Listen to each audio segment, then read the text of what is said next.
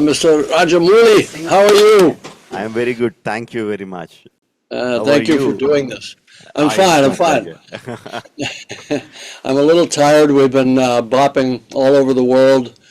We went to Los Angeles, Paris, China, and Tokyo, Japan. And now I'm back home in New Zealand for 2 days for our New Zealand premiere. You've been on these. I think, sir, it is the at least for me. I get so tensed up before the release of the film. At least this keeps my mind occupied. The promotionals keeps me occupied. Yeah, exactly. Because otherwise, before the film comes out, I don't know about you, but I'm always very nervous. And if I don't have something to focus on, I'd just be pacing back and forth all day. Absolutely the same thing here, sir. Well, I look forward to our dialogue. And once again, thank you for doing this. I know you must be very busy with Varanasi now. Yes, sir. But it's an absolute pleasure. All right. Well, if I can reciprocate, when your new film is coming to market, please keep me in mind. I love to have a dialogue with other filmmakers. I think we need more of that. Thank you, sir. We'll definitely do that. Thank you. Thanks for the offer. First of all, I would like to thank because you made me the first person, or probably the only person amongst 1.45 billion people, Indians, to watch Avatar Fire and Ash. That feels very, very special. Thank you very much for that. It's our pleasure, and thank you once again. Thank you so much for doing this. I think it's important for filmmakers to talk and compare, similarities in their mental creative process and in their technique and so on. I'd love to come to your set. May I come to your set sometime and watch you create your magic? Oh, that would be an absolute pleasure, sir. You're most welcome. And I mean, not just me, not just my unit, my entire film industry will be thrilled. Well, I can't think of anything I'd rather do. So I think you're shooting for a while, right? On the new film on Varanasi? Yes, sir. It's almost a year now, and another 7, 8 months to go. Yes, Oh, we are in the middle of the shoot. okay, plenty of time. Well, tell me Yes, when sir. you're doing something fun. I don't know, something with tigers. Yeah, yeah, yeah, definitely, sir. Thank you very much. Okay. Sir, watching Fire and Ash was an absolute pleasure. I, Well, thank I you. mean, hats off to you for creating those complex sequences, those visuals, those characters. I mean, I can Thank you. go on and on. But Thank you. but for me, I mean, I was like a child in the theater watching them, the Wind Good. Traders, Good. Ash people, the new characters. Warang was absolutely stunning. But I Thank thought you. for me, after I come back from the theater, when as it wouldn't leave my mind, your film wouldn't leave my mind. What really got me hooked was Jake's moral dilemma. Hmm. I thought Avatar, the first Avatar had it. It was so strong. Jake's moral dilemma between Yes. the Navi and his own people. I Yes. thought, can he ever beat it in the Right. coming films? Can he ever beat it? But I think in this, it is much more stronger. I mean, if I talk a little bit more about it, probably I'll be a spoiler. I don't want to be that, but We'll dance around the spoilers. I call them teasers. yes, yes. So my question, my actual question is that Avatar has like innumerable subworlds in it. There are so many characters, strong characters, fun characters, complex characters, and I'm sure you have many more characters in your mind than in the film. Correct. So when you have so much of information, so much of playthings around you, which one do you give precedence? The emotional crux or the characters, or can't you separate them? I want to know at the writing table what drives you forward. I think, look, for me, a really critical part of working with the actors to create these interesting and rounded and quirky and unique characters is the writing process. So on these films, I worked with other screenwriters to shape the story. But then I took it and I ran with it myself, and I wanted to individuate each character. Now, some of the characters were new, and some of them were for actors I'd worked with before, like Sam Worthington and Zoe Saldana, because they were in the first film, and Stephen Lang. And I wanted to hear it in the sound of the dialogue that I knew it would sound like coming from them. So and there's a lot of me in each one of the characters: the stern father, the misunderstood son, even the strong women. I don't know, maybe I was female in a number of past lives or something. For some reason, I can relate to that. But I think, the more likely explanation is that I've always been attracted to strong women. My mother was a very strong figure in our family, as is the case with a lot of people. So the writing gives me something useful to help the actors. I always believe it's the director's job. Yes, you're supposed to be the visionary and the architect and all that, but really in the actual moment of creation, it's really, I feel I'm just there to be helpful. What do you need? What helps you? What prompting or what discussion or what creative dialogue helps the actor in that moment. And every actor, as you know, is different, so you have to key in to their different creative processes. But it gives me a way to be useful to them, having written the characters and thought through all of these conflicts and I think of them as collisions. The characters are colliding with each other. Every scene there's some tension. Maybe they're attracted but something's keeping them apart. Maybe they hate each other like Jake and Quaritch, but maybe there's something that's pulling them together that has to be resolved. And it's those little discoveries when you go along in the writing process. One of my big discoveries, I love that you focus on Jake's moral dilemma, because that was a critical part for me.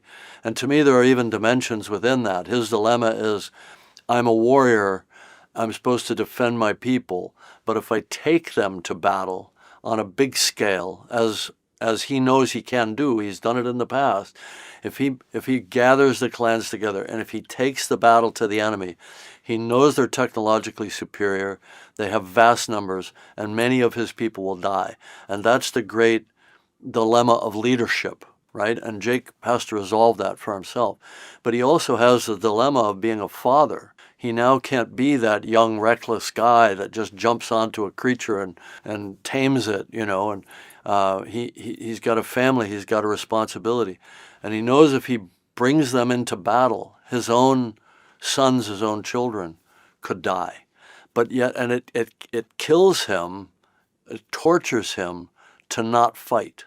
And of course, as an audience, we want to see the gunslinger go out and dig up the guns and go back into town and shoot the bad guy. We know it's a myth that goes back thousands of years, the reluctant warrior, right? So I'm not creating new ground with that, but I thought that somehow juxtaposing him as the reluctant warrior and the father confronting a generational issue with respect to, being this legendary figure, I thought that might be an interesting problem. And Sam Worthington, from the first film to the second film, he became a father. He has 3 sons. So it was much more available to him to play the heartbreak of the loss of a child, which they're, coming out of movie 2 into movie 3, they're under this cloud or this shadow of loss. Anyway, thank you for that, because it's one of the things that was my focus as the screenwriter on this. As you were mentioning, 2 of the beautiful conflicts in the film was between Miles and Jake, and also, of course, between Neytiri and Warang. I'll Exactly. come to the first one. In the first film, we were very clear. I clearly hate Miles. But Right. as you slowly started going forward, and especially in Fire and Ash, I want to hate him, but I can't. I want to side with him. I want to love him, but I can't, So I think you took a special affinity towards Miles. It feels like that. The conversations between Jake and Miles were like it happens a couple of times in the films. They were like beautifully written. There was fun. There was a lot of angst going through them, Yes. but the conversations were fun. They were beautiful. But I think you have a special affinity towards Miles. Did you start falling in love with him as you started developing the character? I think I always loved him, but I kept him very simple in the first film. And then I threw some obstacles in his path in the second film because he's sort of essentially reincarnated in a new avatar, if you will. He's taken flesh again, same personality, same mind, but now he's questioning, he has this big identity crisis. Am I still that guy who was human and hated this world and was at war with it? And now I'm in the body of my enemy? And how does he reconcile that? How does he reconcile having died with the memories of having been a father of this boy? And the way I played it, as you can see, and it plays out in the new film, is that he clings to that fatherhood as a way of cementing his identity, essentially saying to himself, yes, I am that guy. I am a legitimate extension of that guy. I am this boy's father. He chooses that. Even though in movie two, he kind of rejects it. He crushes his own skull to sort of try to tell himself, I'm a new person. I can be whatever I want to be. But he goes back, he's drawn back to that role and that character that he used to be. So I had a lot of fun with Stephen Lang around, creating Miles. And then obviously there's a new layer here, which is that Jake and Quaritch have to ally with each other briefly to try to protect Spider. So I kept sort of thinking, well, what is Spider? What is he in all of this? And I realized he's actually the intersection point of all the different character pathways. He's the one that glues together Quaritch and Jake in a way that becomes complex, because otherwise they're just two guys trying to kill each other for 3 hours, and that's boring, right? So that became more interesting. He's the one that gets caught in the middle of Neytiri's hatred of all humans. She becomes essentially a racist. For her, it's if you're blue, you're good. If you're pink, you're bad. And I just chose pink because, it could be pink, it could be brown, it could be some shade, some warm tone versus their beautiful navy blue, so Neytiri, Spider gets caught in the middle of all of her hatred. Spider has a relationship with Kiri, and Kiri becomes a very important character as well. So I suddenly realized that he was the glue that glues everybody together in this story, which puts a lot of pressure on our young actor, Jack Champion, to be very nuanced and to have all these different relationships. Yes. Neytiri, I mean, when we first saw her in the first Avatar, the first visual of her was like so beautiful. You fall in love with her at the first sight.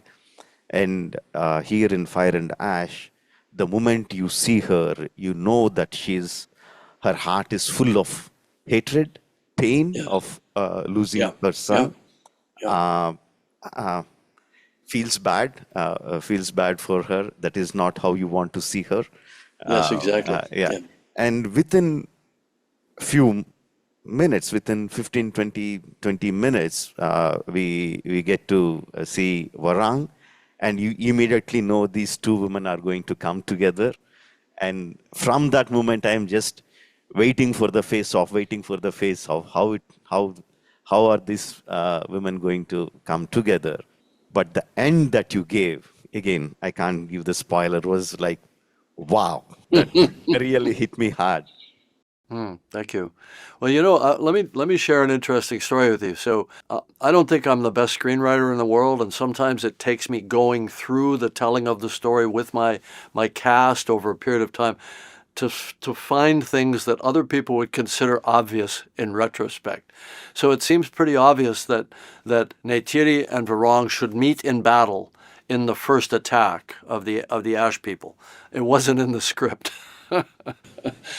But one day I was sitting there and I said, Veron really needs an interesting creature that's different from everyone else. And that wasn't in the script either. So the designers ran off and they came up with this amazing kind of four-winged animal. And then I said, hey, wouldn't it be great if Neytiri and Varong fought in the middle?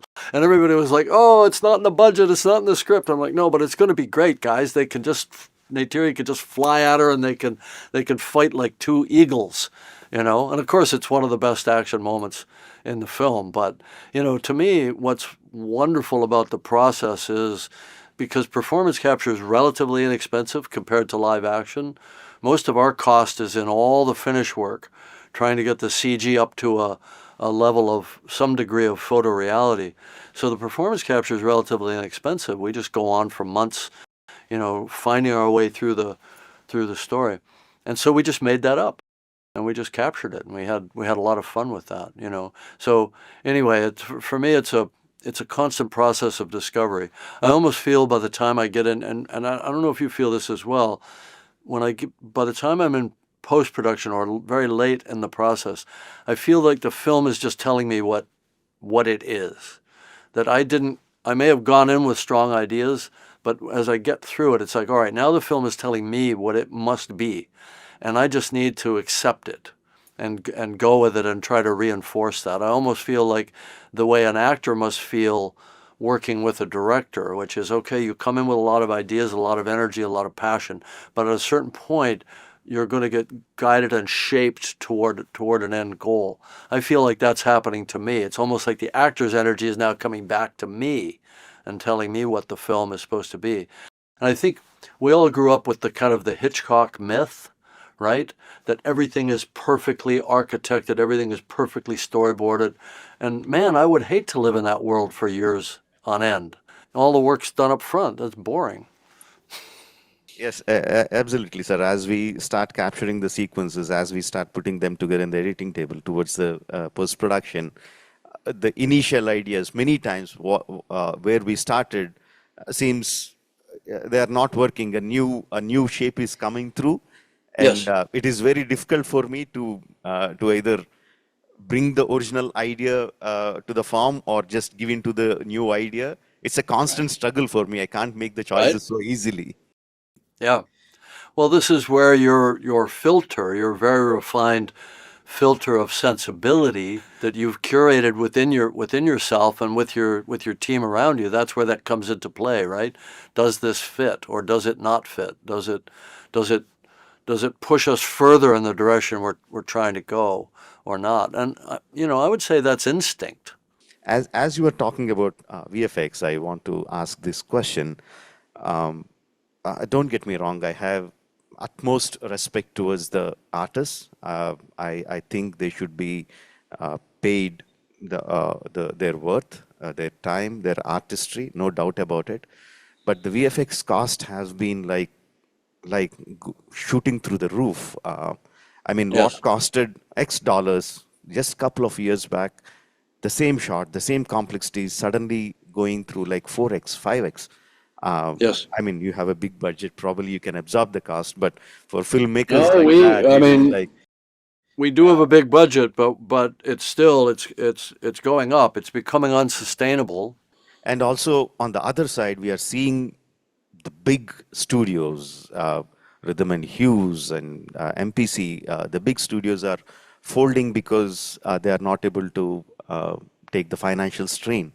So how do you propose, how do you think or suggest that is there a solution to this problem? How do we go forward with this? I think you're talking about the big existential risk of the current marketplace. You and I make films for theaters. Theater revenues have come down significantly globally due to initially COVID, but that really was just the opening of the door for streaming to start to reprogram people and habituate them to the convenience of taking in all their media in the home. And so we see about a 30 to 35% drop globally in revenues. At the same time, as you say, VFX, all production costs are going up, but VFX are going up on almost a log curve. And a lot of the big vendors are going out of business. They're not able to have a positive margin. So I see this as a huge risk to the kind of fantastic, whether it's science fiction or fantasy or epic or historical films. I'm even thinking like a Titanic. These are the kind of films that it won't be possible for studios to greenlight anymore. And that really worries me. And I don't think there are easy answers. I think we just have to continue to fight to to defend that amazing experience in the cinema, because I think the cinema experience is sacred. Streaming's fine. And to the extent that it can provide budgets for writers and actors and all that sort of thing and keep the work going, that's great. We need that. As long as the audience remembers that there's something that happens in a theater that isn't like in the home. And people always talk about the communal experience. I think that's part of it. But I think it's a question of the balance of control. When you're in the home, you have you can pause it, you can stop. You've got a remote, or if you're consuming it on a smaller device, you can pause it. So you don't have that unbroken chain of experience coming in through your senses, right? And I think it's that thing of, if you want to have that sense of transport, that sense of wonder, going to another place, inhabiting other people, because that's really what we do in the theater. We inhabit other people through these wonderful actors, through these performances, because our minds are programmed with, some kind of mirror neurobiology that says, I'm going to feel what you feel. If I see you emoting, I'm going to feel what you feel. So the depth of that feeling, I believe, is much greater in a cinema than it is in the home. And we have to defend that. I mean, we could get into the details of the business, and maybe generative AI may play a role in bringing costs down and so on. But the important thing, I think, is for us as a civilization is to keep that flame of cinema, of this incredible art form, keep it alive. Yeah, I see a common connection in Pandora. When once we enter into the cinema, I think all of us get interconnected. All the Mm-hmm. audience get interconnected with each other. Yeah. Not physically, but all of us are in the same emotional plane or something. Like we get Yeah. connected. Yeah. Coming to that point, I don't know whether if you remember, Avatar had the single most biggest collection from my city, Hyderabad, IMAX, Prasad's IMAX. Mm. The Avatar ran for 1 year. Wow, That that's at that time, great. At the that's IMAX a record. at the IMAX in Hyderabad. Yes, Wow, IMAX fantastic. in Hyderabad. It's no longer IMAX. That's a different issue, but at that time it was. So you were talking about the cinematic experience. I'm coming to that problem. So the big ticket films like Avatar or all the big entertainers are still finding the footfalls for the audience into the theaters Yes. in the big screens, but the big screens form a very small percentage of the overall theaters. And yourself mentioned the footfalls are coming down. So what do you think we should that should be done to increase the audience interest in coming to the theaters and watch the films? Is it the sole responsibility of the content makers to create such a content, or is there something that can be done in the exhibition sector itself? Can be something radically be done with the theaters that the audience find it interesting to come to the theater to watch the films? I think, and I'm going to propose a small partial solution. I think, in terms of the quote unquote content creators, you and I mean, we pour our heart and soul into these massive films and we employ thousands of people. I don't know what we could do more than what we already do, frankly. I think we should look at maybe reducing the barrier to entry to young people coming in as filmmakers with VFX. Maybe generative AI can help with that, maybe some other solutions. Democratize the tools and let more people be doing the type of fantastic filmmaking that you and I do. I think that's part of it. But the partial solution that I would offer is, in the home or on any device anywhere, streaming is a 2D medium, whereas theaters can be a stereoscopic 3D medium. And everybody sort of feels like, well, that had its day and then it faded down, and there are a few exceptions that come along from time to time. But it really wasn't done properly when it was at its apex. And it was held back by two things. One, the studios made a conscious decision to assert control by doing conversion in post-production versus shooting natively, and that limited the quality of the 3D itself on the screen. And secondly, the exhibitors have never properly stepped up in putting in the new projection technologies that allow the image to be bright enough in the theater. If you solve those two problems, then everything could look like Avatar. I mean, maybe not in terms of the world building, but in terms of the image clarity and quality. And that's something that you can't have in the home. So to me, that's part of that premium experience that separates the movie theater from the home experience. We could revisit that as a solution. And by the way, you and I should talk about shooting in 3D. I want to see you. I want to see those slow motion tigers coming at me, in 3D, and everything else that you do so beautifully and so wonderfully. But I have one final question. Before I ask the question, one thing is like I'm really looking forward to go and watch Avatar again, Fire and Ash again, with lots and lots of people all around me, getting connected with them emotionally, but watching your Right. masterpiece on screen. Just Well, can't wait thank to you. see it. My last question is like one terrifying thought that's been there on the minds of on my mind and lots of filmmakers around the world like me about this generative AI disrupting the process of filmmaking. So do you think, are we in the near future or far future or whatever future, are we at a place where the visuals can be created the exactly way that you envisioned on paper by using the text prompts or image prompts? And if it happens, what happens to the creative artists? What happens to the content creators Exactly. like us? So I want your thoughts on that. I I want to be.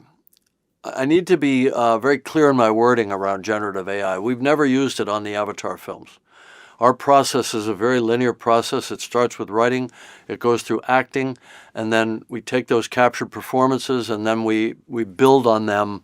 We don't change the performance at all, but we just build the world around it, and we do all the lighting and the cinematography as a kind of a downstream process. So it's a bit of a strange process, but it's effective in creating these characters and these stories.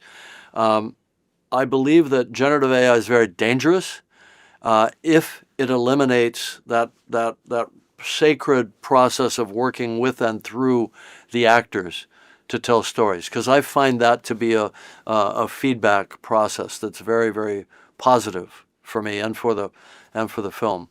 And I would say to young filmmakers that are drawn to these inexpensive tools that allow them to get their thoughts, their imagination into an image very quickly, I would say stop, spend time with actors. Some of them don't even think about acting. They don't, I mean, there are young filmmakers coming up that they don't even know any actors. They think they can bypass that step. This is very dangerous, and I don't want to see those movies. And the reason I say that is because generative AI is trained on everything that's ever been done, but it can't be trained on that which hasn't been done, right? So you could go give a text prompt to a Gen AI model and say, show me something that looks like Avatar. It can do that. It couldn't do that before 2009, had it existed then. So what else is coming out of people's imaginations, out of their dreams, out of their imaginative process that it will not have been trained on? So that's one thing. And the other thing is, if you take everything that's ever been done and you put it into a blender and you turn it into a sludge, then you're always only going to get the average. You're not going to get the individual lived experience of an individual actor or an individual screenwriter or director, right? So you'll never get the unique, the strange, the quirky, the dysfunctional, whatever it is, that particular tiny lens that creates something totally unique. So it's limiting. So what you're going to get is the equivalent of network procedural cop shows and medical shows and all that sort of thing. And we've learned to accept mediocrity in a lot of our entertainment, but that's not what we go to the movie theater for. So I don't think it can ever actually just create that which you see. But I do think there are tools that can be created within that we can plug into our existing VFX workflow to deal with the problem that you've mentioned, which is because it's about human labor, right? I mean, the reason the costs are going up is because the cost of living has gone up, and all of these artists that are working with these tools, I think 90% of the cost of a VFX shot is labor, right? So I'm not saying we lose people. I'm saying we speed them up, make them more efficient, get the result of their labor more quickly, and then move on to the next thing. Because I see it being an endless need to create these imaginative worlds, an endless need for VFX. So if we can just do it quicker, we can bring the cost of these films down. And by the way, I would love to make an Avatar movie in 2 years instead of 4 years, because I'm running out of 4-year chunks at the age of 71, right? Yeah, thank you, sir. Those words are very comforting, to say the least. And all the best with Fire and Ash. I know it's going to erupt in the theaters across the world. All the best to you. And like I said, can't wait to watch it in the theaters.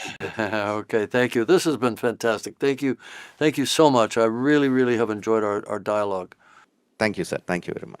And I'm going to hold you to. I'm going to come to your set. Yeah, yes, sir. You can give me a camera. I like to operate. I can get some shots for you, some second unit maybe. Sir, you're just putting me on the moon. But I'll take that, and somehow I'll hold you on to that, and I'll bring you to Hyderabad. I'll bring you to my sets. Can't wait for that. Okay, fantastic. All right, thank you.